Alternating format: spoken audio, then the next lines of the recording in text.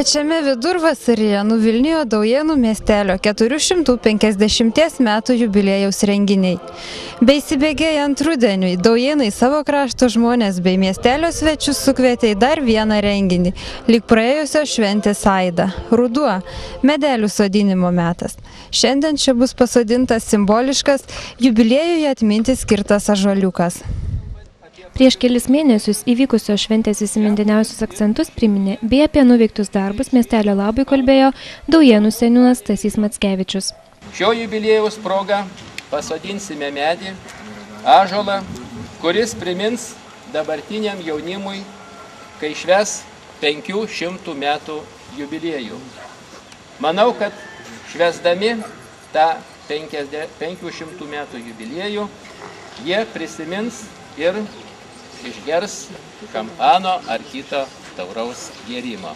Į renginį atvyko rajono meras Gintautas Gegužinskas. Kalbėdamas kraštietis žurnalistas Antanas Šimkūnas samprotavo apie ąžuolo simboliką. Labai prasminga, kad kiekviena šeima, bendruomenė ir valstybė turi simbolinį medį, ąžuolą. Aš atsimenu savo tėviškiai ąžuolą, kurį pasodino senelis prieš 150 metų. Nieko nebeliko ten, o ąžuolas stovi. Ir mes palikuonys susirenkam po to ąžuolo beveik kiekvieną vasarą. Pastovim ten, pabūnam, padainuojam, išgeriam alaus, kaip sakė meras. Ir prisimenam praeitį, stiprybės pasisimėm. Yra sakoma, kad po ąžuolo, kai pastovi žmogus, sutvirtėja jis, kietesnis pasidaro. Taip ir daujėniečiai po šito ąžuolo ateity susirinks ne vieną kartą, švęs jubiliejus. Jaunimas, moksleiviai, po 50 metų Daujėnams bus jau 500 metų, o ąžuolas jau bus paaugęs gerokai, prauks ir klevus čia šalimais esančius ir seniūnijos pastatą prauks. Tik neužmirškit žiūrėti, palaistykit jį ir jis gražiai žaliuos ir primins gražią jūsų prasmingą šventę. Žemietis Stanislovas Masilionis teigia, jog pasitraukus iš gimtinės lizdo, jausmai visuomet traukia sugrįžti. Daujėnų jaunimui išvykus iš gimtųjų vietų jis linkėjo nepamiršti savo krašto bei jo tradicijų. Ąžuoliuką prie Daujėnų seniūnijos pasodino kraštiečiai bei rajono meras, skambant dainoms ir poezijos posmams apie šį nuo seno lietuvių garbinamą medį tvirtumo simbolį.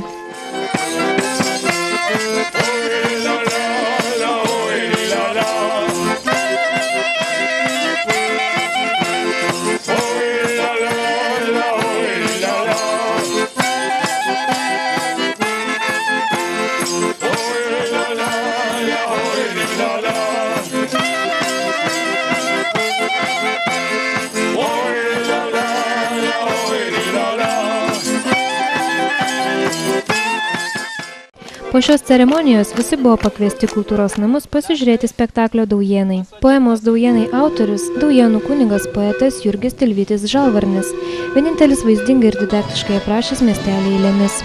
Kūrinys sukurtas iš karto po spaudos draudimo metų. Daujėnai šiek tiek idealizuojami, įvykiai vyksta XIX amžiaus pradžioje. Veiksmo centre sekminių atlaidai. Miniomis iš visų apylinkių į juos plaukiantys žmonės. Poemoje dominuoja religiniai motyvai, atskleidžiantys žmogaus gyvenimo trapumą ir laikinumą. Spektaklyje skamba religinė ir liaudies muzika, persipinanti su šiuolaikiškais ritmais. Spektaklio režisierius mokytojas Vytautas Tragės vaidino Daujėnų pagrindinės mokyklos folkloro ir teatro studijos moksleiviai. Daujėnų inscenizacija sumanyta 2003 metais, ruošiantis švęsti miestelio 450 metų jubiliejų. Ieškojimai repeticijos truko ištisus metus. Rėmėjai prisidėjo statančiai spektaklį Daujėnų pagrindinė mokykla, miestelio seniūnas Stasys Mackevičius bei nemažas būrys daujėniečių.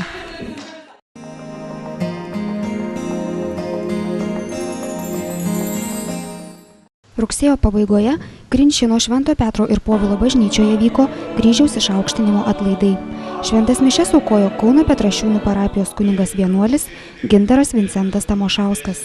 Pasibaigus mišioms visi rinkosi Grinčino istorinėse kapinėse, kuriuose buvo atšventintas spaudos draudimo laikotarpiu dirbusio bei čia palaidoto Grinčino klebono Pranciškaus Mizgirio antkapinis kryžius. Šis kryžius atrestauruotas Sėlių bendrijos iniciatyva. Kalbėdama Sėlių bendrijos pirmininkė docentė Genovaitė Jusaitienė priminė, jog Grinčine kunigavusi Pranciškų Mizgirį krašto žemė priglaudė prieš 119 metų. Kodėl nepuošnus granitas o lietuviško, krinčinietiški akmenys saugojo kapas. Kodėl apie 10 metų klebonavęs Krinčine jam neatsirado vietos šventoriuje?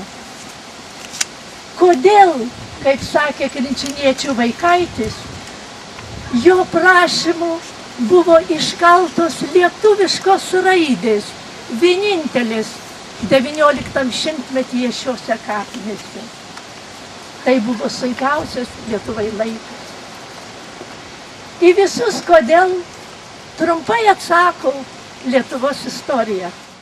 Šiuo sunkiu Lietuvai metu kunigas puoselėjo lietuvybę, nebijojo propaguoti aušros idėjų, todėl caro valdžia neleido jo palaidoti bažnyčios šventoriuje. Dar būdamas gyvas klebonas yra prasitaręs, jog norėtų būti palaidotas kapinėse šalia parapijiečių. Šiandien mes su džiaugsmu švenčiame Lietuvoje spaudos atgavimo šimtmetį.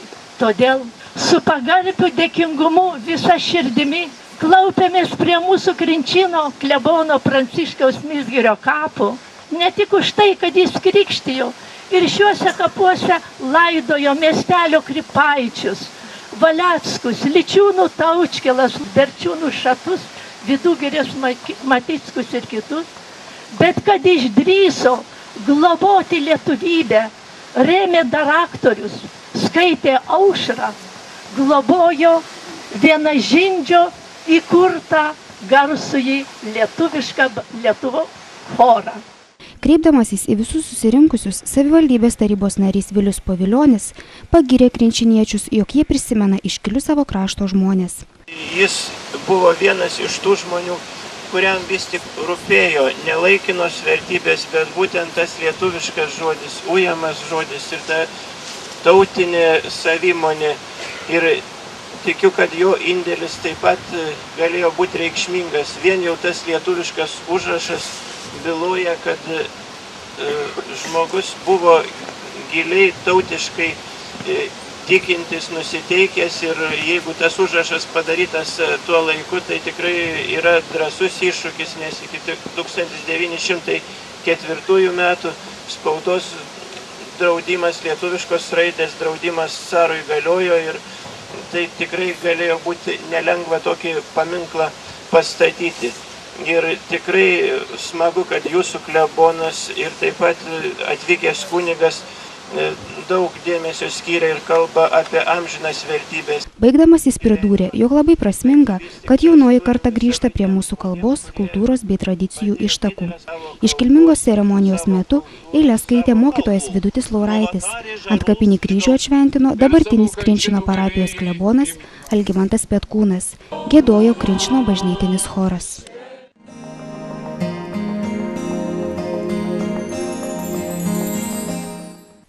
Spalio pabaigoje Pasvalio krašto muziejuje vyko muzikos, dainų, apmąstymų vakaras su teatro ir kino režisieriumi, rašytoju Vytautu Landsbergiu jaunesniuoju. Renginį pradėjo režisierius Gintaras Kutkauskas, trumpai primindamas apie tampančius tradiciją šios dainuojamosios poezijos ir bardų vakarus. Režisierius pabrėžė, jog pernai šios vakarus aktorius, Lietuvos bardų kuratorius Gediminas Storpirštis papildė susitikimus su kino režisierė Giedrė Beinoriūtė.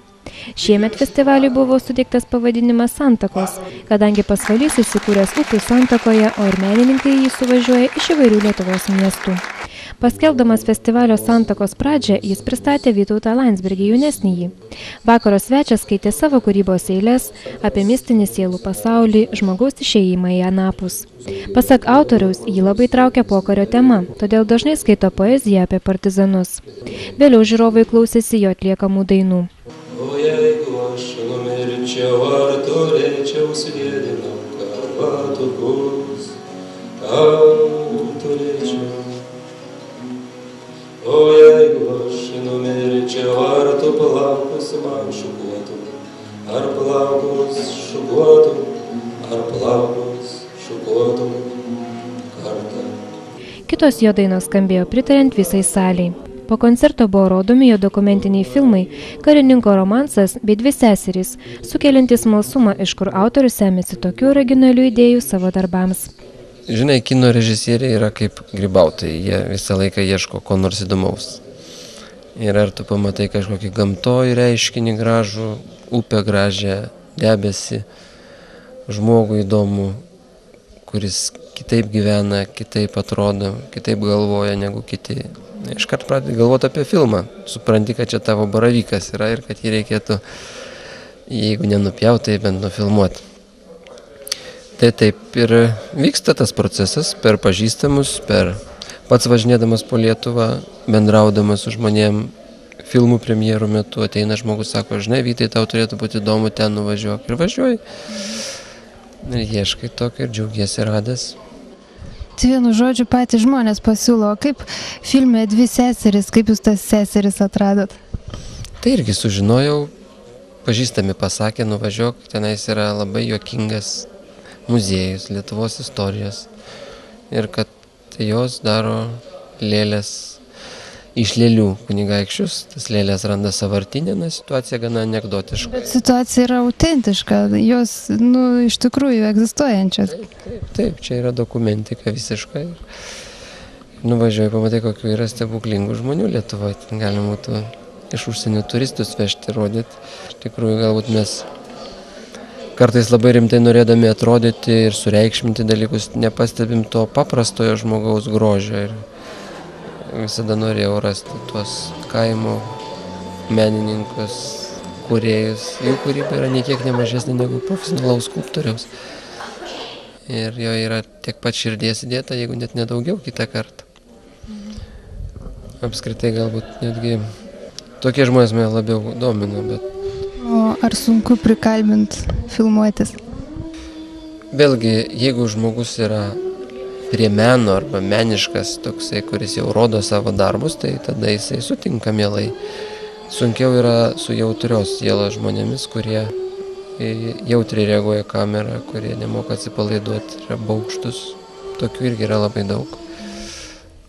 Ir dabar neseniai baigiau filmą apie jau mirusią poetę Nijolę Miliauskaitę, tai tik vieną vienintelį archyvėlį radau jos Amerikoje nufilmuotą, Čikagoje, kai jinai buvo, nuvažiavusi poezijos skaityti, jinai davė trumpą interviu Amerikos lietuvių televizijai. Tai tokius žmonės jau turi atkurti ne iš jo paties kalbėjimo, restauruoti per prisiminimus kitų žmonių. Ir tiesa, radijoje radau jos skaitytą poeziją, tai buvo pagrindiniai dalykai. Kiek laiko trunka pastatyti šitos filmus? Kartais filmą gali per dieną susukti, jeigu atsiranda tokia situacija dėkinga. Kartais būna tiesiog stebuklas kažkoks. Arba filmuoji kažkokią apeigą, kuri vyksta vieną dieną. Tai tada vieną dieną nufilmuoji, kitą gali sumontuoti ir yra filmas. Tačiau jeigu darai vaidybinį filmą, kur turi parašyti literatūrinį scenarijų, režisūrinį scenarijų, surasti natūrą, surinkti aktorius, atlikti aktorinius bandymus, ir paskui nufilmuoti, sumontuoti, garsinti, kopijas atspausti, tai čia 2-3 metai. Ir taip, kad nuo dienos iki nežinau kiek, nėra. O kokius filmus yra sunkiau paruošti, ar vaidybinius, ar dokumentinius? Be abejo, vaidybinius. Vaidybinius tai yra labai komplikuotai, labai daug finansų reikia, tai visų pirma dėl to yra labai sunku. Aš vaidybinius filmus tik tai 2 esu sukūręs, Karininko romansą trumpą 4 minučių ir Jonuką ir Gretutę vaikam pilno metražo. Bet tai yra toks fabrikas, tiek daug yra santykių, kiek darbuotojų, dailininkai, grimeriai, tenais apšvietėjai, statistai, asistentai. Tokį visą fabriką. Dokumentiniam, taigi pasiėmė operatorių, dviese įsėda į mašiną su kamera, važiuoja per Lietuvą, nuvažiuoja, nereikia jokių didelių sąnaudų ir pigiai padaromi. Kokie ateities jūsų planai, ką planuojat? Yra toksai režisierių mistinis prietaras, kad jeigu nori, kad kas nors neįvyktų, tai planuok ir kalbėk apie tai viešai. Tai aš dabar galvoju, apie ką čia kas man negaila būtų. Kad iš tikrųjų ruošiuosi istorinio filmo konkursui. Bus rudenį žiemą kultūros ministerijoje scenarijų konkursas istorinio filmo ir aš apie Lietuvos istoriją baigiu rašyti vieną momentą, pabandysiu sudalyvauti ir jeigu kartais bus taip, kad laimėčiau, tai tada labai noriu tai realizuotų. Jeigu ne, tai dabar daugiau teatre dirbsiu. Keistuolių teatre turiu vieną spektaklį vaikam, paskui Lėlės teatre, man labai patinka su vaikais. Patys rimčiausi žmonės ir geriausiai supranta. Po filmų pristatymo režisierius atsakinėjo žiūrovų klausimus bei noriai dalino autografus gerbėjams.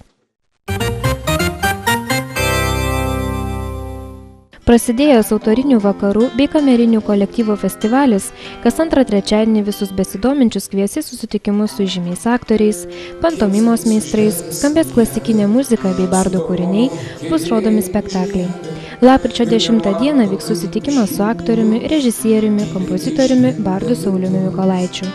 Festivalio Santakos pagrindinis tikslas – provincijos žmonėms pateikti kažką naujo, nenuvalkioto Lietuvos didmiesčiuose.